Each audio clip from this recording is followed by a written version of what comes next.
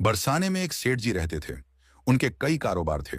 3 बेटे और 3 बहुएं थीं। सभी आज्ञाकारी और संस्कारी थे। घर में धन संपत्ति की कोई कमी नहीं थी, लेकिन सेठ जी के मन में एक कमी हमेशा खलती थी। उन्हें कोई बेटी नहीं थी। यही अभाव उनके मन को भीतर ही भीतर कचोटता था। एक दिन किसी संत के दर्शन का सौभाग्य प्राप्त हुआ। सेठ जी ने जब अपने मन की बात संत से कही तो संत मुस्कुराकर बोले, मन में जो अभाव हो उस पर भगवान का भाव स्थापित कर लो। यदि पुत्री की कमी है तो राधा रानी को अपनी बेटी मान लो। सेठ जी को यह बात हृदय में लग गई।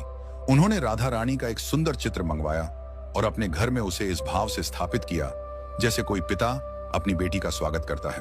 वे रोज सुबह उठते, चित्र को प्रणाम करते, राधे राधे जपते हुए भोग लगाते और जब रात को दुकान से लौटते तो फिर उसी भक्ति और स्नेह से राधे राधे कहते हुए सो जाते। घर में सब कुछ था। 3 बेटे, 3 बहुएं, सुख सुविधाओं से भरा घर, धन धान्य, वैभव, सब कुछ था। लेकिन अब राधा रानी के आने से उनका मन भी तृप्त हो गया था। एक दिन की बात है, एक मनिहारिन सेठ जी के घर आई। वह चूड़ियां पहनाने का काम करती थी और बोली, सेठानी को चूड़ियां पहनानी है। तीनों बहुएं बारी बारी से आईं और चूड़ियां पहनकर चली गईं। तभी एक और हाथ बढ़ा। मनिहारिन ने बिना सोचे समझे चूड़ी पहना दी, यह सोचकर कि शायद कोई अतिथि या घर की अन्य महिला होगी।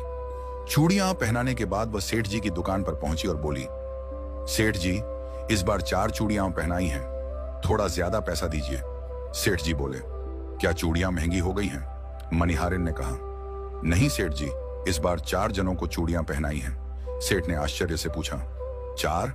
हमारे घर में तो 3 ही बहुएं हैं, चौथी कौन थी? फिर थोड़ी सख्ती से बोले, झूठ मत बोलो, ये लो 3 का पैसा। मनिहारिन बेचारी चुपचाप पैसे लेकर चली गई। सेठ जी के मन में यह बात अटक गई।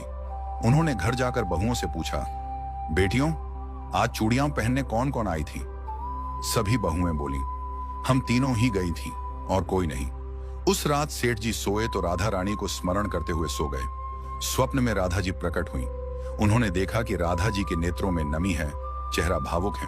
सेठ जी बोले, बेटी, तू इतनी उदास क्यों है?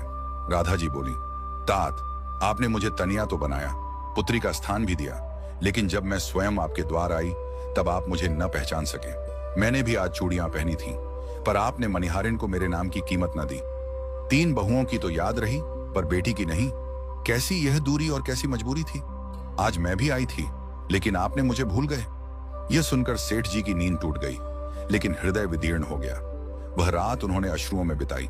प्रातः होते ही वे स्नान ध्यान करके सीधे मनिहारिन के घर पहुंच गए। मनिहारिन सेठ जी को देखकर चकित रह गई। सेठ जी की आंखों में आंसू थे। वे बोले,